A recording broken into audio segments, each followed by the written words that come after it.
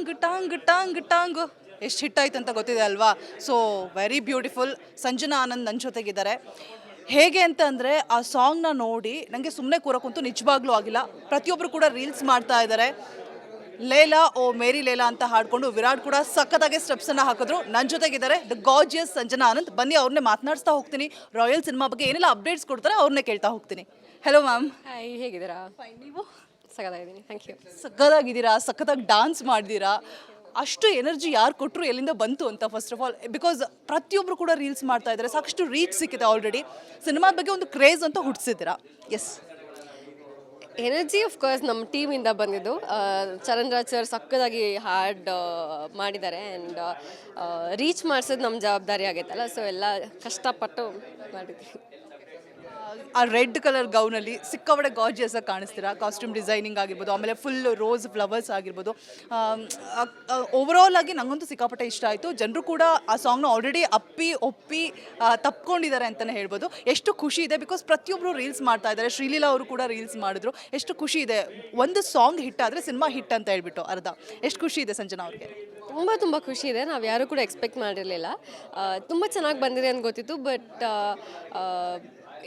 ನೀವೇ ಹೇಳಿದ ಹಾಗೆ ಕರ್ನಾಟಕ ಅಲ್ಲದೆ ಬೇರೆ ಕಡೆ ನಾನು ಶೂಟಿಂಗ್ ಹೋದಾಗಲೂ ಜನ ಆ ಸಾಂಗ್ ಬಗ್ಗೆ ಮಾತಾಡುವಾಗ ತುಂಬ ಜಾಸ್ತಿ ಖುಷಿ ಆಗುತ್ತೆ. ಇಷ್ಟು ದೊಡ್ಡ ಮಟ್ಟಕ್ಕೆ ರೀಚ್ ಆಗಿದೆ ಆ್ಯಂಡ್ ಆರ್ಗ್ಯಾನಿಕ್ಲಿ ರೀಚ್ ಆಗಿರೋದು, ವೈರಲ್ ಆಗಿತ್ತು ಆ್ಯಂಡ್ ಯೂಟ್ಯೂಬಲ್ಲಿ ಟ್ರೆಂಡಿಂಗಲ್ಲಿತ್ತು. ಸೊ ಎಲ್ಲ ಜನತೆಗೆ ಥ್ಯಾಂಕ್ಸ್ ಹೇಳ್ಬೇಕು.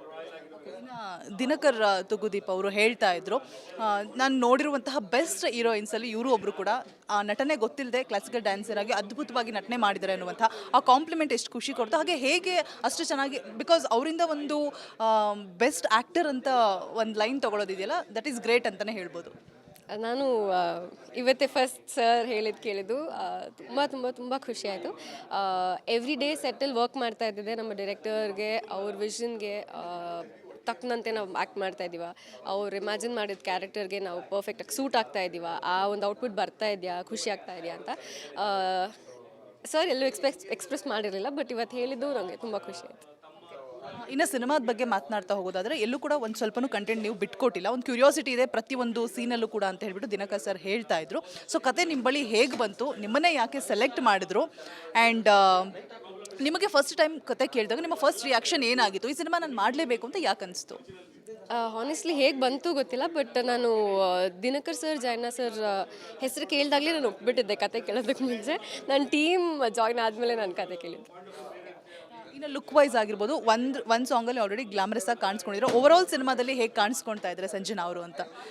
ಸೊ ಈ ಸಿನಿಮಾದಲ್ಲಿ ನಾನು ಕಂಪ್ಲೀಟಾಗಿ ವೆಸ್ಟರ್ನ್ ಆಗಿ ಕಾಣಿಸ್ಕೊತಿದ್ದೀನಿ, ಅಂದರೆ ಏನಂದರೆ ಮಾಡರ್ನ್ ಆಗಿ ಕಾಣಿಸ್ಕೊತಾ ಇದ್ದೀನಿ. ನೀವು ಸಾಂಗಲ್ಲಿ ಏನು ನೋಡಿದರೆ, ಇವಾಗ 2 ಸಾಂಗ್ ರಿಲೀಸ್ ಆಗಿದೆ, 2 ಸಾಂಗಲ್ಲಿ ಹೇಗೆ ಕಾಣಿಸ್ಕೊಂಡಿದ್ದೀನಿ, ಸೊ ಅದೇ ಥರ. ಇಟ್ಸ್ ನಾಟ್ ಹೋಮ್ಲಿ ಆ ಥರ ಏನಿಲ್ಲ ಈ ಸಿನಿಮಾದಲ್ಲಿ. ಸೊ ಬೇರೆ ರೀತಿಯಲ್ಲಿ ನನ್ನ ಹಿಂದಿನ ಸಿನಿಮಾಗಳಲ್ಲಿ ನೀವು ನನ್ನ ನೋಡಿದ್ರೆ ಅದಕ್ಕಿಂತ ಬೇರೆ ರೀತಿಯಲ್ಲಿ ಕಾಣಿಸ್ಕೊಂಡಿದ್ದೀನಿ. ಇನ್ನು ಫೈನಲಿ ರಾಯಲ್ ಸಿನಿಮಾ ಮುಖಾಂತರ ಇನ್ನೇನು ಸದ್ಯದಲ್ಲೇ ಟೀಸರ್ ಕೂಡ ಲಾಂಚ್ ಆಗುತ್ತೆ. January 24ಗೆ ಸಿನಿಮಾ ಕೂಡ ಬರ್ತಾ ಇದೆ. ಪ್ರೇಕ್ಷಕರಿಂದ ಇದನ್ನು ನಾವು ಎಕ್ಸ್ಪೆಕ್ಟ್ ಮಾಡ್ತೀವಿ, ನಾವು ಸಿನಿಮಾದ ಮುಖಾಂತರ ಇದನ್ನು ಪ್ರಾಮಿಸ್ ಮಾಡ್ತೀವಿ ಅನ್ನೋದಾದರೆ ಏನು ಹೇಳ್ತಾರೆ ಸಂಜನಾ ಅವರು? 100% ಎಂಟರ್ಟೈನ್ಮೆಂಟ್ ಪ್ರಾಮಿಸ್ ಮಾಡ್ತೀವಿ. ತುಂಬ ಪ್ರೀತಿಯಿಂದ ಮಾಡಿರೋಂಥ ಸಿನಿಮಾ ಆ್ಯಂಡ್ ಒಳ್ಳೆ ಕಂಟೆಂಟ್ ಚೆನ್ನಾಗಿ ಬಂದಿದೆ ಸಿನಿಮಾ, ಅಷ್ಟು ಕಾನ್ಫಿಡೆನ್ಸ್ ಇದೆ. ಅದೇ ಎಂಡ್ ಆಫ್ ದಿ ಡೇ ಜನ ಹೇಗೆ ರಿಸೀವ್ ಮಾಡ್ತಾರೆ, ಹೇಗೆ ಅಕ್ಸೆಪ್ಟ್ ಮಾಡ್ತಾರೆ ನೋಡಬೇಕು. ಬಟ್ ಅವ್ರಿಗೆ ಇಷ್ಟ ಆಗುವಂಥ ಒಂದು ಕಂಟೆಂಟ್ ರೆಡಿ ಮಾಡ್ಕೊಂಡಿದ್ದೀವಿ ಅನ್ನೋ ಅಷ್ಟು ಕಾನ್ಫಿಡೆನ್ಸ್ ಇದೆ. ಫೈನಲಿ ಇವಾಗ ಏನಾಗ್ತಾ ಇದೆ ಅಂತ ಹೇಳಿದ್ರೆ, OTT ಕೇಳ್ತಾ ಇದ್ದಾರೆ ಜನಗಳು. ಥಿಯೇಟ್ರಿಗೆ ಬಂದು ಕನ್ನಡ ಸಿನಿಮಾಗಳನ್ನು ನೋಡೋರ ಸಂಖ್ಯೆ ಕಮ್ಮಿ ಆಗಿದೆ. ಸೊ ಈ ಸಿನಿಮಾ ನಿಮಗೆ ಬಿಗ್ ಬ್ರೇಕ್ ಕೊಡುತ್ತೆ ಅಂತ ಅನಿಸ್ತಾ ಇದೆಯಾ? ಜನ ಥಿಯೇಟ್ರಿಗೆ ಬಂದು ಸಿನಿಮಾ ನೋಡಬೇಕು ಅಂತ ನಿಮ್ಮ ಕಡೆಯಿಂದ ಒಂದು ಮಾತು ನಮ್ಮ ರಿಪಬ್ಲಿಕ್ ಕನ್ನಡದ ಜೊತೆಗೆ. ಐ ಥಿಂಕ್ ಇವಾಗ ಅದು ಜನ ಥಿಯೇಟ್ರಿಗೆ ಬರ್ತಾ ಇಲ್ಲ ಅನ್ನೋದೇ ಫಾಲ್ಸ್ ಆಗಿದೆ. ಇವಾಗ ನೀವು ಮ್ಯಾಕ್ಸ್ದು ರೀಸೆಂಟಾಗಿ ರಿಲೀಸ್ ಆಗಿರೋದು ನೋಡಿದ್ರೆ ಎಕ್ಸ್ಟ್ರಾ ಸೀಟ್ಸ್ ಹಾಕಿ ಥಿಯೇಟರ್ಸ್ಗೆ ಎಕ್ಸ್ಟ್ರಾ ಸೀಟ್ಸ್ ಹಾಕಬೇಕು ಅಂತ ಟ್ವೀಟ್ ಮಾಡಿದ್ರು KRG ಇಂದ. ಸೊ ಐ ಥಿಂಕ್ ಜನ ಬರ್ತಾ ಇದ್ದಾರೆ. ಒಳ್ಳೆ ಸಿನಿಮಾ ಬಂದಾಗ ಜನ ಖಂಡಿತ ಬರ್ತಾ ಇದ್ದಾರೆ, ಸಪೋರ್ಟ್ ಮಾಡ್ತಾ ಇದ್ದಾರೆ. ಸೊ ಇದು ಕೂಡ ಒಳ್ಳೆ ಸಿನಿಮಾ, ಸೊ ಅಷ್ಟೇ ಸಪೋರ್ಟ್ ನಮ್ಮ ಸಿನಿಮಾ ಮೇಲೆ ಇರಲಿ ಅಂತ ಕೇಳ್ಕೊತೀನಿ ನಾನು. ಥಿಯೇಟ್ರಿಗೆ ಬರ್ತಿದ್ರೆ ಒಂದು ಕಡೆ ಆದರೆ, ಈಗ ಏನಾಗ್ಬಿಟ್ಟಿದೆ ಅಂದರೆ OTT ಒಂದು ಕೇಳ್ತಾರೆ ಜಾಸ್ತಿ. ಇನ್ನೊಂದು ಏನಂತಂದರೆ ಸಿನಿಮಾ ಆಲ್ರೆಡಿ ಎಲ್ಲರೂ ಮೊಬೈಲಲ್ಲೂ ಬರ್ತಾ ಇರುತ್ತೆ. ನಿಮಗೆ ಗೊತ್ತಿರ್ಬೋದು ಪೈರಸಿ ಅಂತ ಹೇಳ್ಬಿಟ್ಟು. ಸೊ ಆ ಥರ ಮಾಡೋರಿಗೆ ಏನು ಹೇಳೋಕ್ಕೆ ಇಷ್ಟಪಡ್ತಾರೆ ಸಂಜನಾ ಅವರು? ಆವಾಗ ಜನಗಳು ಥಿಯೇಟ್ರಿಗೆ ಬರೋ ಸಂಖ್ಯೆ ಕಡಿಮೆ ಆಗುತ್ತೆ. ಸೊ ಮೊಬೈಲಲ್ಲೇ ಸಿಗ್ತಾ ಇದೆಯಲ್ಲ, ಥಿಯೇಟ್ರಲ್ಲಿ ಬರೋ ಅದೊಂದು ಬೇರೆ ಇರುತ್ತೆ, ಅಲ್ಲಿ ಕೂತ್ಕೊಂಡು ನೋಡುವಂಥ ಎಕ್ಸ್ಪೀರಿಯನ್ಸ್ ಬೇರೆ ಇರುತ್ತೆ. ಬಟ್ ಮೊಬೈಲಲ್ಲೇ ಬರುವಾಗ ನೋಡೋಣ ಹೆಂಗಿದೆ, ಆಮೇಲೆ ಹೋಗಿ ಥಿಯೇಟ್ರಲ್ಲಿ ನೋಡೋಣ, ಆ ಎಕ್ಸ್ಪೀರಿಯನ್ಸ್ ಮಾಡೋಣ ಅಂತ ಜನ ಮುಂದಾಗ್ತಾರೆ. ಸೊ ಅಂಥವ್ರಿಗೆ ಏನು ಹೇಳೋಕ್ಕೆ ಇಷ್ಟಪಡ್ತಾರೆ? ಪೈರಸಿ ಅಂತ ತಗೊಂಡ್ರೆ ಐ ಥಿಂಕ್ ಎಥಿಕಲಿ ಸ್ವಲ್ಪ ಯೋಚನೆ ಮಾಡಬೇಕು. ಬಿಕಾಸ್ ಅಷ್ಟು ದಿನಕರ್ ಸರ್ ಹೇಳಿದ್ರು, ಅಷ್ಟು ದುಡ್ಡು ಹಾಕಿ ಇಷ್ಟು ಒಂದು 2 ವರ್ಷ ಇಂದ ಒಂದು ಸಿನಿಮಾ ತೆಗೆದು ಅವ್ರೊಂದು ವಿಷನ್ ಆ ಕತೆ ಕ್ರಿಯೇಟ್ ಮಾಡೋದಕ್ಕೆ ಒಂದು ಮಂತ್ಸ್ ತೊಗೊಂಡಿರ್ತಾರೆ. ಆ್ಯಂಡ್ ಅದನ್ನ ನಾವು ಔಟ್ಪುಟ್ ಆಗಿ ತೊಗೊಂಡು ಬರೋದಕ್ಕೆ ಇನ್ನೂ ಒಂದಷ್ಟು ಟೈಮ್ ಆಗಿರುತ್ತೆ. ನಮ್ಮ ಕರಿಯರ್ಸ್ ಡಿಪೆಂಡ್ ಆಗಿರುತ್ತೆ. ಎಷ್ಟೋ ಜನದ ಊಟ ಇದು. ಸೊ ಪೈರಸಿ ಮಾಡೋದಕ್ಕಿಂತ it is not right. So ದಯವಿಟ್ಟು ಪೈರಸಿ ಮಾಡಿಬಿಡಿ. ಸಾಕಷ್ಟು ವಿಚಾರಗಳನ್ನ ನಮ್ಮ ರಿಪಬ್ಲಿಕ್ ಕನ್ನಡ ಜೊತೆ ಹಂಚಿಕೊಂಡ್ರೆ ಆಲ್ ದ ವೆರಿ ಬೆಸ್ಟ್. ನಿಮ್ಮ ಸಿನಿಮಾ ದೊಡ್ಡ ಹಿಟ್ ಕಾಣಲಿ ಅಂತ ಹೇಳ್ತಾ ಧನ್ಯವಾದ. ಕನ್ನಡ ಚಾನೆಲ್ ವೀಕ್ಷಕರಿಗೆ ಎಲ್ಲರಿಗೂ ಕೇಳ್ಕೊತೀನಿ, ನಮ್ಮ Jan 24 ನಮ್ಮ ಸಿನಿಮಾ ರಿಲೀಸ್ ಆಗ್ತಾ ಇದೆ. ಸಪೋರ್ಟ್ ಮಾಡಿ, ಬ್ಲೆಸ್ ಮಾಡಿ ಕೇಳ್ಕೊತೀನಿ. ಎಷ್ಟು ಕ್ಯೂಟಾಗಿ ಕೇಳ್ಕೊತಾ ಇದ್ದಾರೆ ನೋಡಿ ನಮ್ಮ ಸಂಜನಾ ಆನಂದ್ ಅವರು. ಎಲ್ಲರೂ ಕೂಡ ಸಿನಿಮಾನ ಥಿಯೇಟರ್ಗೆ ಬಂದು ನೋಡಿ ಕನ್ನಡ ಸಿನಿಮಾನ ಉಳಿಸಿ, ಕನ್ನಡ ಸಿನಿಮಾನ ಬೆಳೆಸೋಣ ಅಂತ ಹೇಳ್ತಾ ಕ್ಯಾಮ್ರಾ ಪರ್ಸನ್ ಮಹೇಶ್ ಜೊತೆ ರೋಜಾ ಮನು ಪಾಟೀಲ್, ರಿಪಬ್ಲಿಕ್ ಕನ್ನಡ, ಬೆಂಗಳೂರು. ಟಾಂಗ್ ಟಾಂಗ್ ಟಾಂಗ್ ಟಾಂಗ್ ಎಷ್ಟು ಹಿಟ್ಟಾಯ್ತು ಅಂತ ಗೊತ್ತಿದೆ ಅಲ್ವಾ? So very beautiful. Sanjana Anand ನನ್ನ ಜೊತೆಗಿದ್ದಾರೆ. ಹೇಗೆ ಅಂತ ಅಂದರೆ ಆ ಸಾಂಗ್ನ ನೋಡಿ ನನಗೆ ಸುಮ್ಮನೆ ಕೂರಕ್ಕಂತೂ ನಿಜವಾಗ್ಲೂ ಆಗಿಲ್ಲ. ಪ್ರತಿಯೊಬ್ಬರು ಕೂಡ ರೀಲ್ಸ್ ಮಾಡ್ತಾ ಇದ್ದಾರೆ. ಲೇಲಾ ಓ ಮೇರಿ ಲೇಲಾ ಅಂತ ಹಾಡ್ಕೊಂಡು ವಿರಾಟ್ ಕೂಡ ಸಖತ್ತಾಗಿ ಸ್ಟೆಪ್ಸನ್ನು ಹಾಕಿದ್ರು. ನನ್ನ ಜೊತೆಗಿದ್ದಾರೆ ದ ಗಾರ್ಜಿಯಸ್ ಸಂಜನಾ ಆನಂದ್. ಬನ್ನಿ ಅವ್ರನ್ನೇ ಮಾತನಾಡಿಸ್ತಾ ಹೋಗ್ತೀನಿ. ರಾಯಲ್ ಸಿನಿಮಾ ಬಗ್ಗೆ ಏನೆಲ್ಲ ಅಪ್ಡೇಟ್ಸ್ ಕೊಡ್ತಾರೆ ಅವ್ರನ್ನೇ ಕೇಳ್ತಾ ಹೋಗ್ತೀನಿ. Hello ma'am. ಹಾಯ್, ಹೇಗಿದ್ದೀರಾ? ಫೈನ್. ನೀವು? ಸಗದಾಗಿದ್ದೀನಿ, ಥ್ಯಾಂಕ್ ಯು. ಸಖತ್ತಾಗಿದ್ದೀರಾ, ಸಖತ್ತಾಗಿ ಡಾನ್ಸ್ ಮಾಡಿದ್ದೀರಾ. ಅಷ್ಟು ಎನರ್ಜಿ ಯಾರು ಕೊಟ್ಟರು, ಎಲ್ಲಿಂದ ಬಂತು ಅಂತ ಫಸ್ಟ್ ಆಫ್ ಆಲ್? ಬಿಕಾಸ್ ಪ್ರತಿಯೊಬ್ಬರು ಕೂಡ ರೀಲ್ಸ್ ಮಾಡ್ತಾ ಇದ್ದಾರೆ, ಸಾಕಷ್ಟು ರೀಚ್ ಸಿಕ್ಕಿದೆ ಆಲ್ರೆಡಿ. ಸಿನಿಮಾದ ಬಗ್ಗೆ ಒಂದು ಕ್ರೇಜ್ ಅಂತ ಹುಟ್ಟಿಸಿದ್ದೀರಾ. ಎಸ್, ಎನರ್ಜಿ ಆಫ್ ಕೋರ್ಸ್ ನಮ್ಮ ಟೀಮಿಂದ ಬಂದಿದ್ದು. ಚರಣ್ ರಾಜ್ ಸರ್ ಸಕ್ಕದಾಗಿ ಹಾಡ್ ಮಾಡಿದ್ದಾರೆ. ಆ್ಯಂಡ್ ರೀಚ್ ಮಾಡಿಸೋದು ನಮ್ಮ ಜವಾಬ್ದಾರಿ ಆಗೈತಲ್ಲ, ಸೊ ಎಲ್ಲ ಕಷ್ಟಪಟ್ಟು ಮಾಡಿದ್ವಿ. ಆ ರೆಡ್ ಕಲರ್ ಗೌನಲ್ಲಿ ಸಿಕ್ಕಾಪಟ್ಟೆ ಗಾರ್ಜಿಯಸ್ ಆಗಿ ಕಾಣಿಸ್ತೀರಾ. ಕಾಸ್ಟ್ಯೂಮ್ ಡಿಸೈನಿಂಗ್ ಆಗಿರ್ಬೋದು, ಆಮೇಲೆ ಫುಲ್ ರೋಸ್ ಫ್ಲವರ್ಸ್ ಆಗಿರ್ಬೋದು.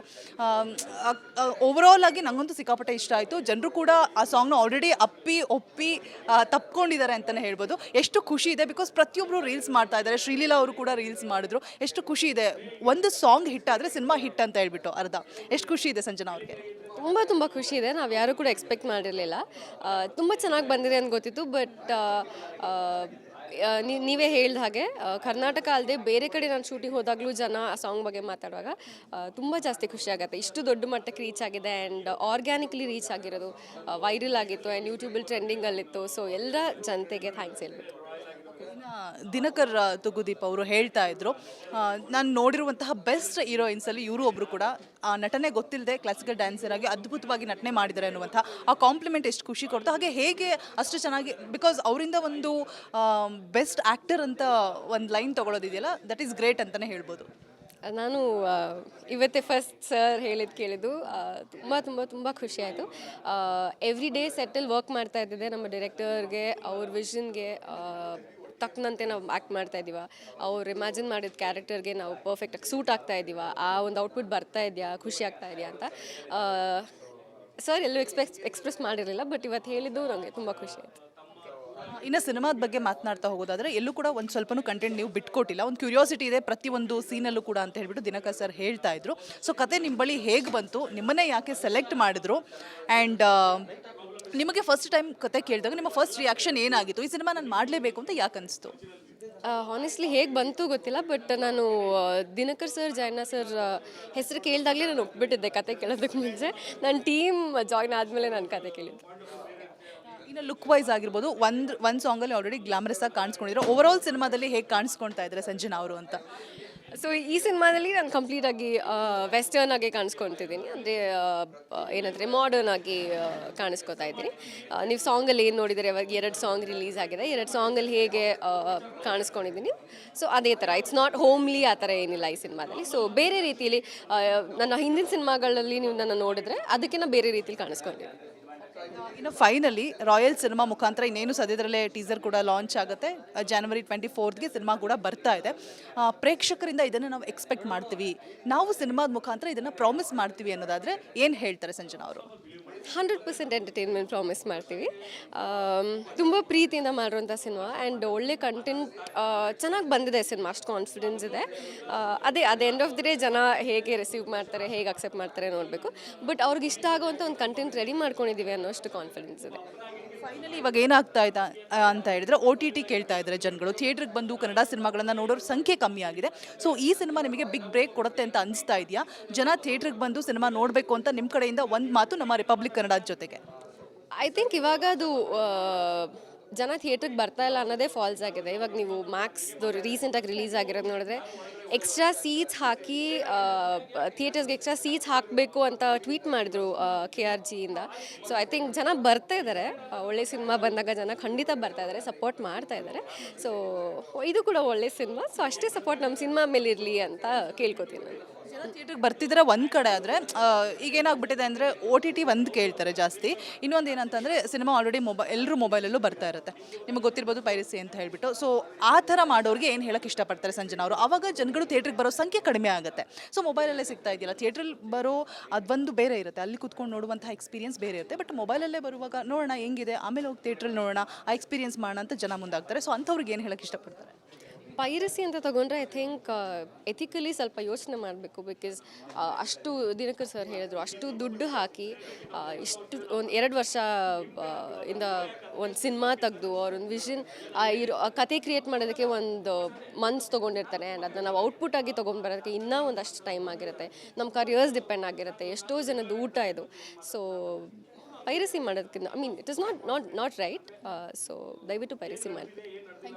ಅಷ್ಟು ವಿಚಾರಗಳನ್ನು ನಮ್ಮ ರಿಪಬ್ಲಿಕ್ ಕನ್ನಡ ಜೊತೆ ಹಂಚಿಕೊಂಡ್ರೆ ಆಲ್ ದ ವೆರಿ ಬೆಸ್ಟ್.